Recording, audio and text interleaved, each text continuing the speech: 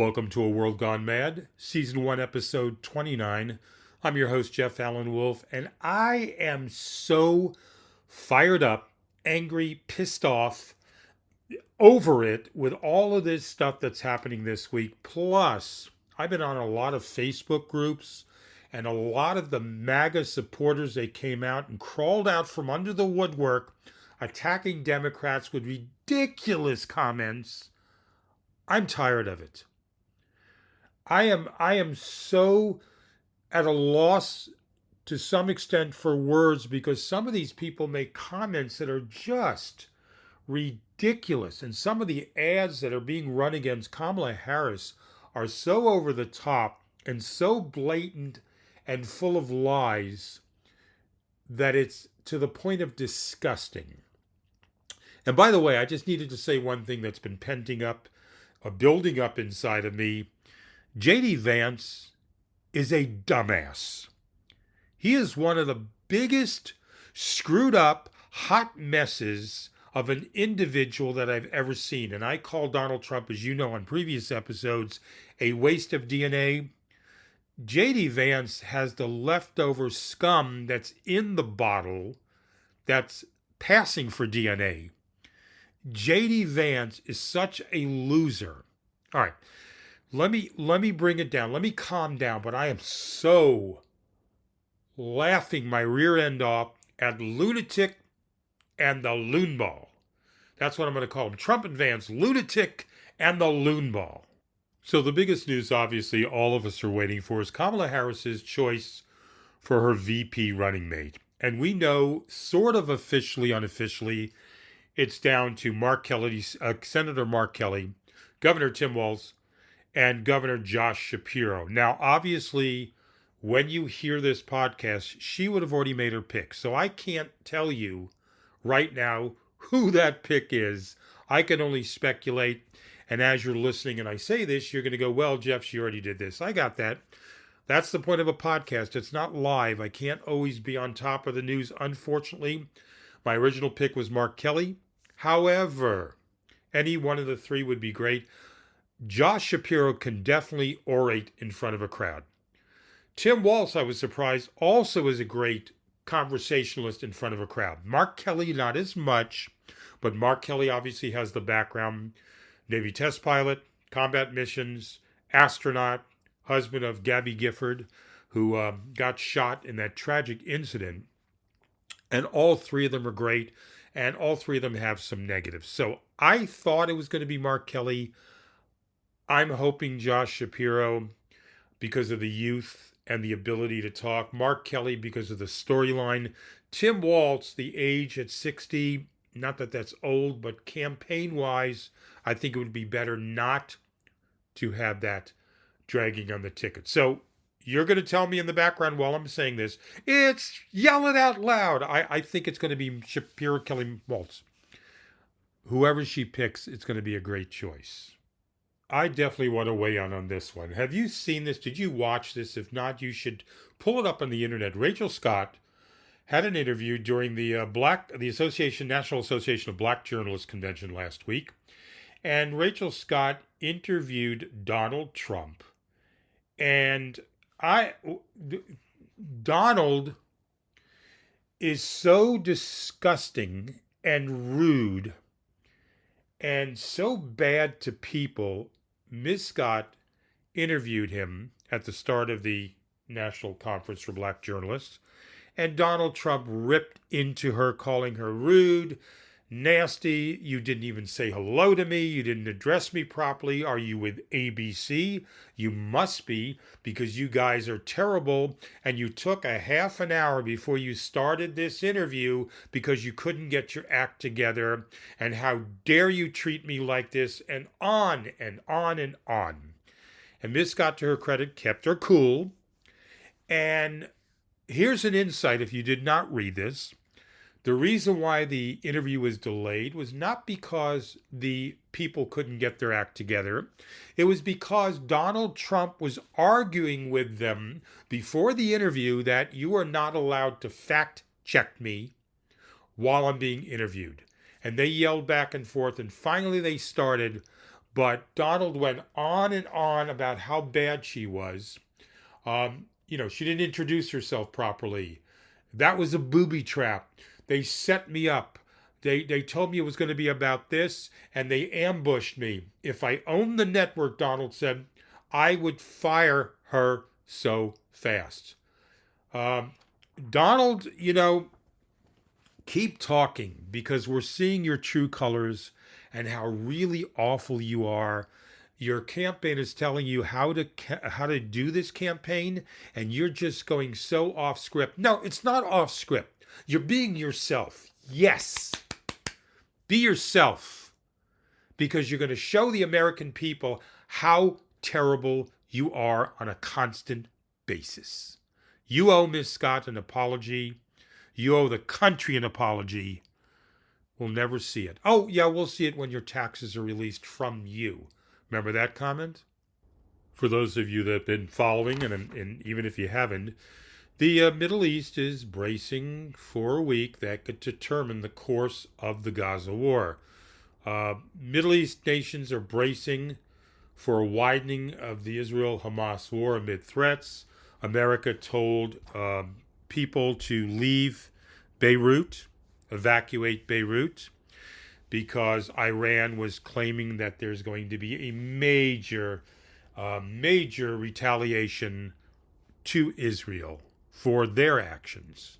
Most of us know this, if not everyone. The Middle East is like nitroglycerin. One bump, one drop, one, jolt in the wrong direction, and the whole thing blows up. So we're back again on a daily basis watching what now Iran is going to do. And everyone hold their breath and hope. I haven't been talking about the Supreme Court later, so I kind of need to get back into this. I'm sorry, I'm laughing as I'm saying it. Ready? Everyone brace yourself. Guess who's in the news again? Well, Justice Clarence Thomas was found out that he took a previously undisclosed flight on a private jet owned by GOP megadonor Harlan Crowe in 2010. A top Senate Democrat said Monday, the latest in a series of revelations that come as the High Court is under pressure to strengthen its ethics practices. Senate Finance Committee Chairman Ron Wyden said U.S. Customs and Border Protection records reviewed by the committee showed Thomas and his wife, Virginia Ginny Thomas, flew from Hawaii to New Zealand on Crowe's jet on November 10, 2010, then returned on the jet a week later. The flight was not listed on Thomas's financial disclosure reports and is the most recent example of the conservative justice accepting luxury travel from Crowe becoming public. Earlier examples of that travel documented by ProPublica last year included travel on Crowe's yacht, if you remember, and prompted widespread calls for ethics reform at the court. We need ethics reform. We have some corrupt justices on there who don't seem to give a flying crap about what they do and how it looks to the American public. Wow. What a lousy look for this conservative side of the Supreme Court. Now, here's a tidbit that you may have not paid attention to, but I think it has significant impact on the race for the presidency. There's a group known as Republicans for Biden, and they officially relaunched this past Sunday as Republicans for Harris. And aides on the revamped Democratic campaign are hoping that a much different candidate will be able to deliver on what had been a key part of Joe Biden's electoral promise. Now, the rollout will include outreach from Republicans to Republicans, targeted ads, themed events, as aides aim to convince voters that Kamala Harris is not, quote, a San Francisco radical, and that Donald Trump and others have charged on, social media and in ads. In an election that is once again looking tight, with Harris taking a slight lead depending on some of the polls, the campaign is hoping that Republicans, repelled by Trump, and independent moderates can help make a difference for the vice president in critical states. Now, it looks like that's slowly starting to happen, where some of the moderate Republicans, independents, are now realizing that Kamala Harris is not that bad of a choice versus Donald, and they're starting to slowly lean or swing towards Harris. Cross your fingers. Let's hope. Let's see what happens in the next couple of weeks. Now, before I take a short break, I want to leave you with this question. What happens if there is a tie for the presidential election in 2024? A tie?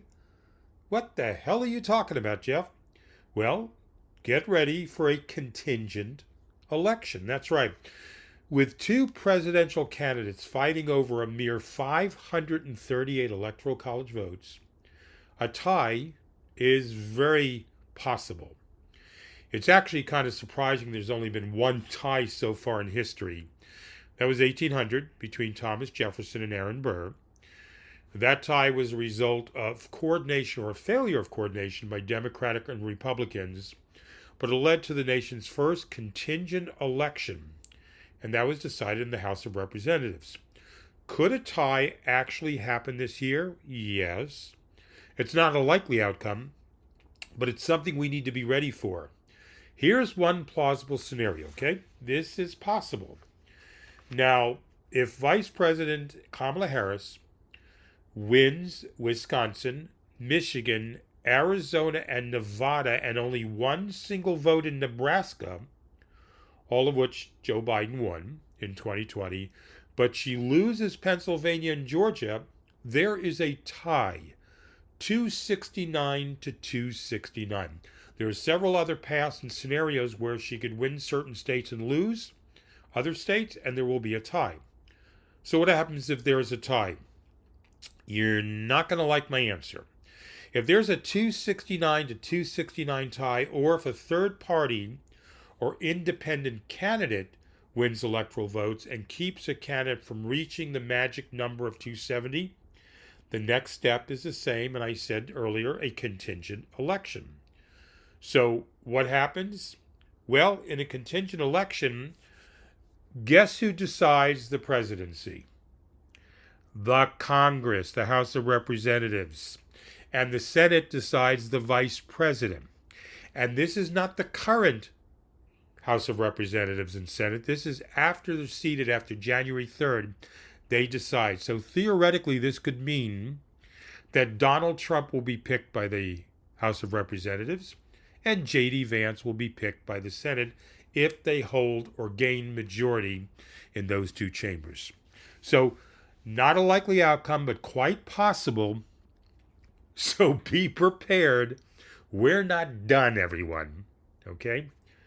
When I come back, I want to talk about debates. Kamala Harris versus Donald Trump. Will there be a debate? Should there be a debate? I want to discuss that with you when I come back. This is a world gone mad. This is a world gone mad. Before I get back to the podcast, I want to take a moment to tell you about something. I have a group called the Wolfpack. That's you, the listeners, listening to A World Gone Mad. And it is a membership, so to speak, a club. It's basically a conglomeration of all the listeners who've listened to this podcast, and we're calling it the Wolfpack. Now, podcasts in general, as they get more popular, like this podcast is doing, right now all across the United States and in 37 countries, eventually monetize the podcast. Podcasters do that so they can earn a living. No surprise. This podcast is not monetized now, but in the future, as it gets bigger, I will do that. It's only fair. I put in a lot of hours and a lot of work on this. However, for the people who join now and become a member of the Wolfpack, you will be grandfathered in and will never be charged ever in the future if I ever do monetize this podcast. You'll also be in line for discounts and special benefits as we grow the show. So, how do you do this? Very simple. You need to email me, AWorldGoneMadPodcast, AWorldGoneMadPodcast@gmail.com, and just tell me your first name, city, state where you're from or country, and you want to become a member of the Wolfpack. And I will officially enter you into that group, and you will never be charged for this podcast. I'm only doing this for the first 250 people who do this. And we already have a jump start on my Facebook group. I already have a good chunk there. So please email AWorldGoneMadPodcast@gmail. Become an official member of the Wolfpack. I appreciate that. Now let's get back to the podcast. This is a world gone mad. This is a world gone And welcome back to A World Gone Mad. I'm Jeff Allen Wolf, your host. All right, before the break, I was talking about the debate. Now, originally there was two debates that Joe Biden had scheduled and agreed to with Donald Trump. And one already happened, and that was the unfortunate situation with Joe that caused him to drop out, and Kamala Harris became the Democratic nominee. Now, there is a September 10th debate that Donald Trump agreed to with Joe Biden on ABC. Same rules, microphones muted between questions, no audience, and hosted by ABC moderators. And this has been going on back and forth where Donald said yes, then he said no, then he said yes. And now the latest, as you've read, and if you haven't, Donald Trump decided to do a debate on Fox. And he wasn't going to do the debate on ABC. Maybe he would, maybe he won't. And recently he now just said, I will not debate Kamala Harris on ABC unless she debates me on Fox. Well, you know, this is not a stretch of the imagination with Donald the lunatic, dodging Donald, as Kamala Harris calls him. The Dodger, not a Los Angeles Dodger, but a Dodger of keeping his promises. He basically wants to debate Kamala Harris on Fox, get this, September 3rd. A week before the ABC debate that he agreed to. The reason why he's not going to do that debate is, hey, it's supposed to be Joe Biden. It isn't. So therefore, I am not obligated to debate Kamala. So here's where we stand. Debate on ABC, September 10th. Debate on Fox, September 3rd. Should Kamala debate Donald Trump? She kind of needs to debate Donald Trump because people want to see her in a debate situation. Don't get me wrong. She will mop the floor with dodging Donald and his lies. But here's the issue. Did you hear the rules on Donald Trump that he had set up? He said, I'm going to be at the debate. Kamala's not showing up, so she's dodging me. Obviously, the pot calling the kettle black. It's going to be in an arena setting. So in other words, thousands and thousands of Donald supporters already rigging the audience for him. And you know how he does in front of crowds? He feeds off their energy. That's how he breathes, right? That's his air. That's his oxygen to survive. So, moderators from Fox in an arena a week before the ABC debate that Kamala says she's going to show up to, regardless of whether Donald's there, she's going to use that time. Should Kamala agree to the Fox debate? Absolutely not. And here's what Kamala should say. I will debate you on Fox after the debate on ABC that you agreed to, dodging Donald. Not before. If Kamala Harris agrees to a debate on Fox before the ABC debate, that would be a foolish mistake. That would be a foolish choice. So don't know if the debate between the two of them will happen. Kamala, go ahead and do the ABC debate on September 10th. Avoid Donald Trump like the plague before. No arena. That's a joke. Donald always has to rig things to make it in his favor. Donald is so scared of Kamala Harris, so scared of looking like a bigger jerk than he does now, it's obvious. So that's where we are. September 3rd, Fox. September 10th, Kamala. It's another mini apprentice show for Donald Trump to show his stuff and look how good he is. And he'll lie to his base that Kamala is avoiding him. Stick to your guns, Kamala. Do not debate him before your debate on ABC. Do not do it in an arena. I will be back next week with another episode of A World Gone Mad. Don't forget to please email me, become a part of the Wolfpack. Only 250 people I'm allowing to do that for no charge. Do that now. Email me at AWorldGoneMadPodcast@gmail.com. I will see you next week. And until then, stay hopeful.